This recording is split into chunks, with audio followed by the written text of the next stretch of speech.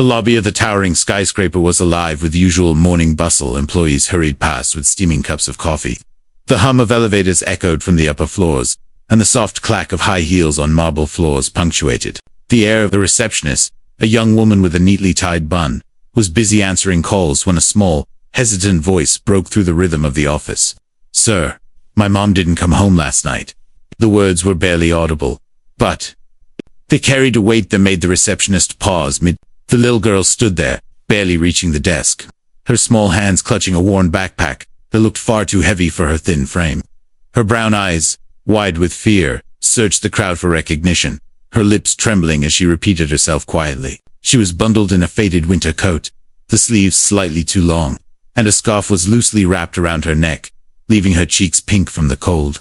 The sight was jarring against the backdrop of the sleek, modern lobby.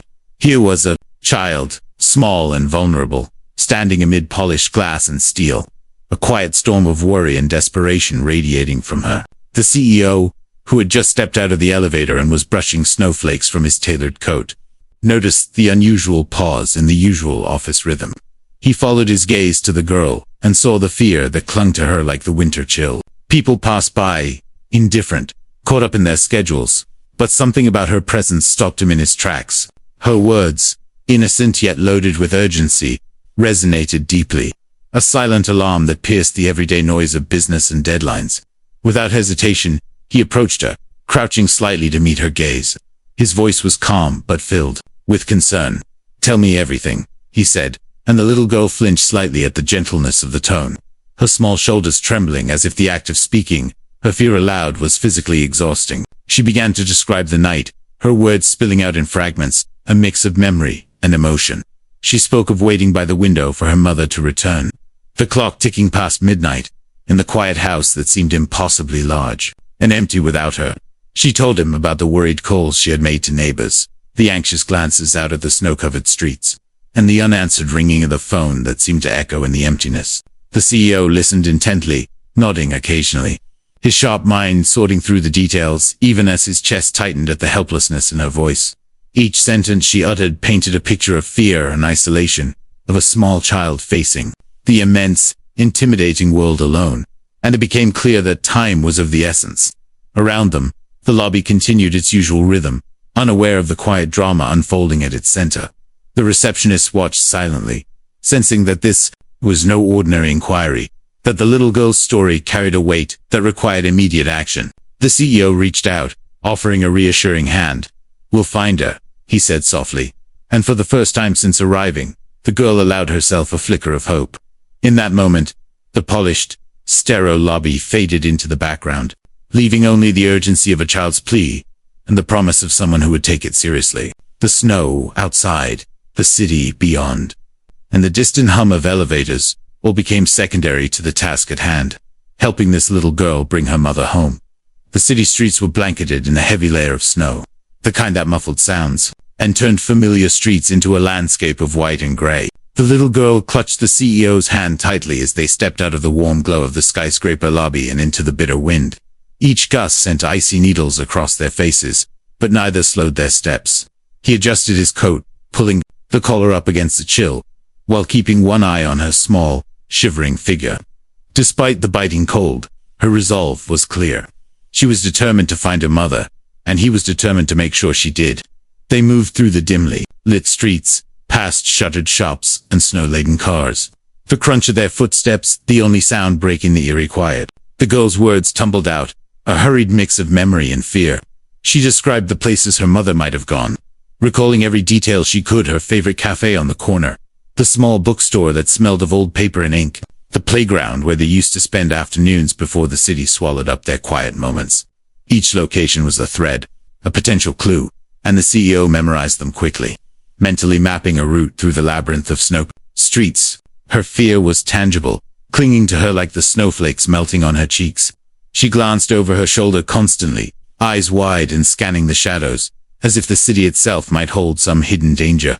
The CEO spoke in calm, deliberate tones, giving instructions and reassurances, trying to channel the panic in her words into a focused search. "We'll check these places one by one," he said, his voice steady. "Your mom will be there, and we'll bring her back." The little girl nodded, trusting him in a way that made the weight of responsibility press heavily on his shoulders. The wind picked up, carrying with it the faint sounds of the city at night, a distant siren, the hum of traffic on a faraway avenue, the occasional bark of a dog. Snowflakes danced in the air, some landing on the girl's eyelashes, making her blink rapidly. He noticed how her small hand trembled in his and tightened his grip.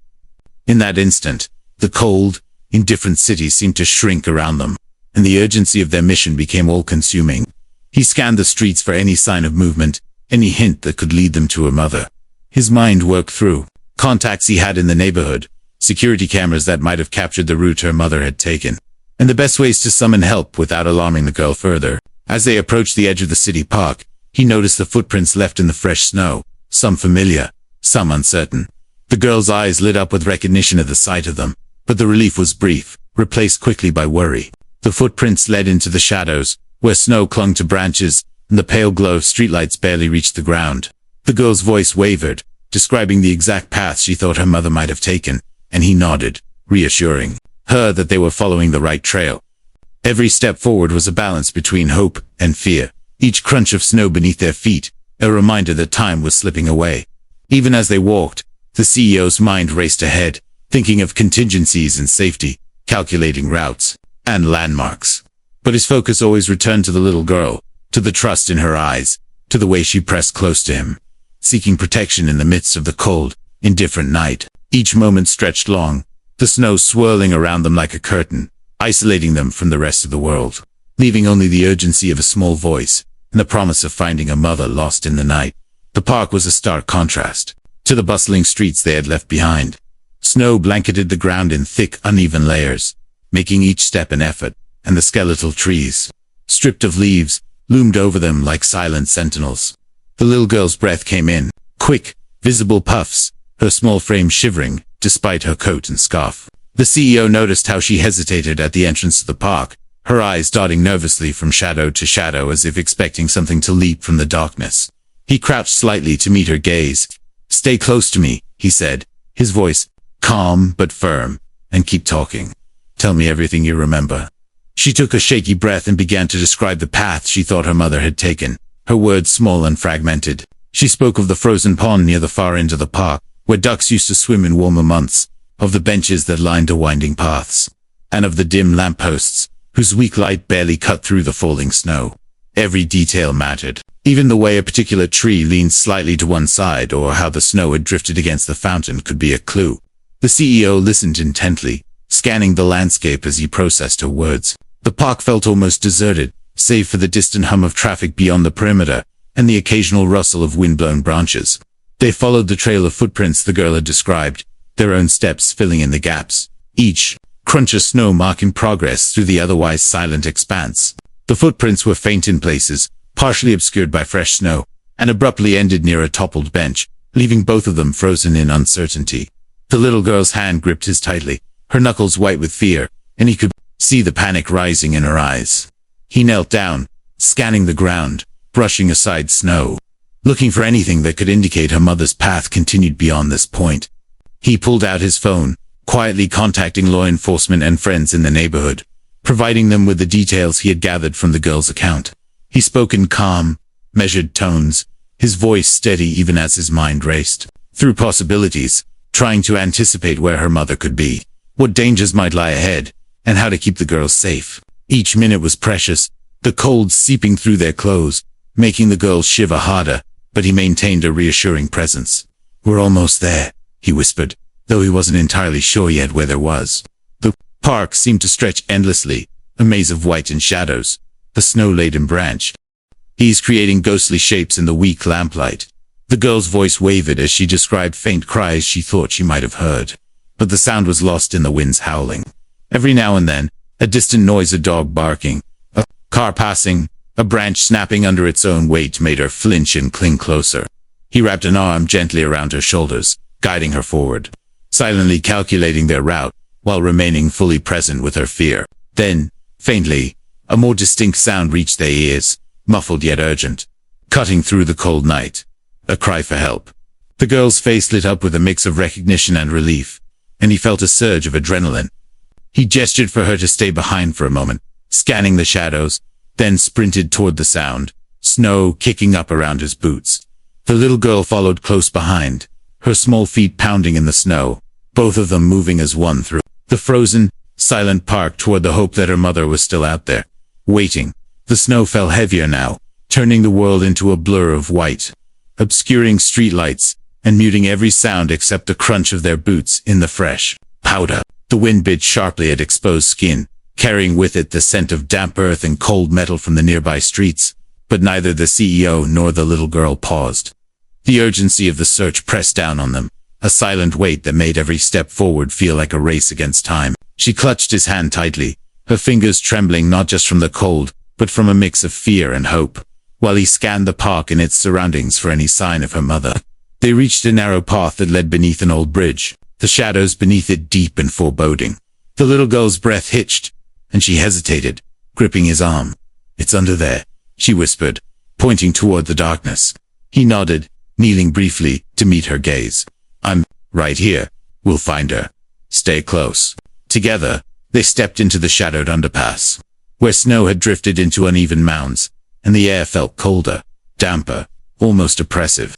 A faint, muffled cry carried across the snow-covered ground, drawing them deeper into the bridges. "Chateau." The CEO moved cautiously but with purpose, his eyes scanning for movement, for any sign of her mother. The little girl's voice wavered as she called out softly, "Mom, Mom." Each word seemed to hang in the icy air, fragile and desperate. Then, a shivering form appeared in the distance, curled against the ground near the base of the bridge, partially covered by snow.